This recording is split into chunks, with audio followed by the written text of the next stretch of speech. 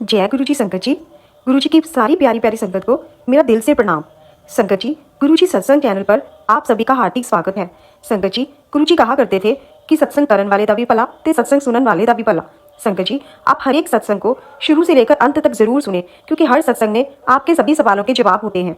संगत जी, आज की सत्संग को शुरू करने से पहले हम मंत्र जाप करते हैं। ओम नमः शिवाय, शिव जी सदा सहाय। ओम नमः शिवाय, गुरु जी सदा सहाय। जय गुरु जी संगत जी, आइए हम सत्संग को शुरू करते हैं। गुरुर्ब्रह्मा गुरुर्विष्णु गुरुर्देवो महेश्वरा गुरुर साक्षात पारब्रह्म तस्मै श्री गुरुवे नमः। जय गुरु जी संगत जी, अनंतम अनंतम शुक्राना मेरे मालिक का, मेरे महाराज का। संगत जी, आज हम गुरु जी की डिवाइन बुक दिव्य आभा के 32वें अध्याय का श्रवण करेंगे। संगत जी, गुरु जी महाराज की महिमा अपरंपार है। उनकी महिमा का बखान करना भी हमारे लिए असंभव है। वे स्वयं महाशिव हैं। संगत जी, गुरु जी महाराज के जा तेरा कल्याण किता कहे गए शब्दों से ना जाने वो हमारा कितना कल्याण कर देते थे, कितने हमारे कष्टों को वो दूर कर देते थे। संगत जी, जिसके साथ कोई नहीं उसके साथ गुरु जी महाराज हमेशा खड़े हैं। वे सलाह नहीं साथ देते हैं। संगत जी, गुरु जी महाराज कहा करते थे, अहम ते वहम तो दूर रहो।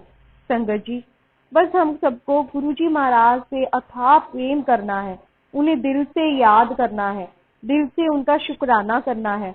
वे तो हमसे कुछ भी नहीं मांगते, वे सिर्फ भाव के भूखे हैं। गुरु जी के दरबार में आके कोई भी खाली हाथ लौटकर नहीं जाता। वे भोलेनाथ हैं और जल्दी प्रसन्न हो जाते हैं। गुरु जी तो हमारी सभी गलतियों को माफ कर हमें गले से लगाते हैं। परिस्थिति चाहे जैसी भी हो, बस उन पे पूर्ण विश्वास करें। संगत जी, आज का सत्संग भी इसी तथ्य से जुड़ा हुआ है। आज का सत्संग श्रीमती जया कौशिक जी का है, जिसमें उन्होंने अपने सुंदर अनुभव जो कि उन्हें गुरु जी के साथ हुए का वर्णन किया है। तो आइए संगत जी, हम सब भी उनके ये सुंदर अनुभव सुन लाभ उठाएं। जीवन की पाठशाला में गुरु कृपा। गुरु जी की संगत में पहली बार जाने का अवसर मुझे अपने 21वें जन्म दिवस पर मिला। मेरे पिता कमांडर शर्मा दर्शन के लिए जाते रहे थे, पर मेरी माँ और मेरी 2 बहनें कभी नहीं गई थीं। पता नहीं क्यों उस दिन मेरे अंदर गुरु जी के दर्शन करने की अभिलाषा जागृत हुई। मैं सदा से सामान्य छात्रा रही हूँ। 12वीं कक्षा में 64% अंक लेकर मुझे दिल्ली विश्वविद्यालय के किसी अच्छे महाविद्यालय में प्रवेश नहीं मिला, तो मेरे पिता ने मुझे इग्नू के BCA पाठ्यक्रम में प्रवेश दिला दिया। मुझे पता नहीं था कि वहां पर BCA और MCA पाठ्यक्रमों में केवल 3% विद्यार्थी पहली बार में उत्तीर्ण हो पाते हैं। गुरु कृपा से सामान्य विद्यार्थी होते हुए भी मैंने न केवल BCA अपितु MCA भी पहले प्रयास में पूरा कर लिया। जैसे ये कम था, मैंने स्नातक अध्ययन भी पूरा किया और स्नातकोत्तर अध्ययन करते हुए 1.5 वर्ष का सॉफ्टवेयर डेवलपर का अनुभव भी प्राप्त किया। यह कौन सोच सकता था कि मेरे जैसी लड़की कैसे इतना एक साथ कर सकती है। गुरु जी की कृपा से ही मैं ये सब करने में समर्थ हुई। शीघ्र ही पूरे परिवार ने गुरु जी के दर्शन के लिए जाना आरंभ कर दिया। MCA करने के उपरांत मुझे एक नई नौकरी की आवश्यकता थी। मेरी परीक्षाओं के बाद हम सब गुरु जी के दर्शन के लिए गए। वहां पर मेरी माँ ने गुरु जी से मेरे लिए 10,000 रुपए की नौकरी के लिए प्रार्थना करी। मुझे पता नहीं कि माँ ने वह अंक क्यों चुना, परंतु जब मुझे नौकरी मिली तो मुझे 10,000 रुपए का ही वेतन दिया गया। जब मैंने उनसे पूछा कि उन्होंने इतने के लिए ही क्यों प्रार्थना की, तो उन्होंने उत्तर दिया कि वही अंक उस समय उनके मन में आया था, अतः उन्होंने उतने के लिए ही प्रार्थना की। दिसंबर 2001 में मेरी परीक्षाएं समाप्त होने के शीघ्र बाद ही 5 जनवरी को मुझे नई नौकरी मिल गई।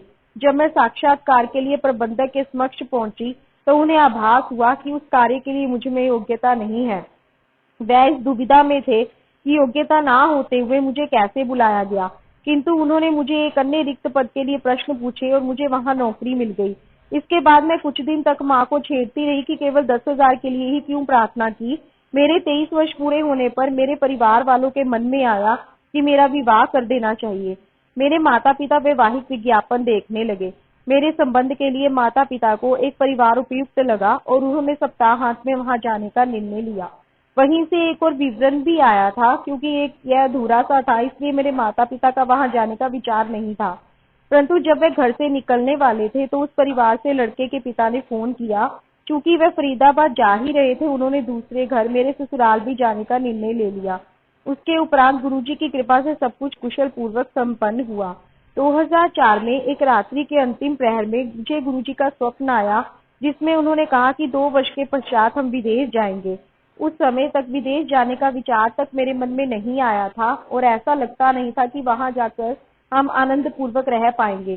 किंतु 2 वर्ष उपरांत परिस्थितियां भिन्न थी। मैं चकित हूं कि इस समय घटती हुई घटनाएं देखकर मैं प्रसन्न थी। हमारी जर्मनी जाने की योजना सितंबर 2006 में साकार हुई, गुरुजी के स्वप्न के ठीक 2 वर्ष बाद। इसके अलावा और भी अनेक अनुभव हैं।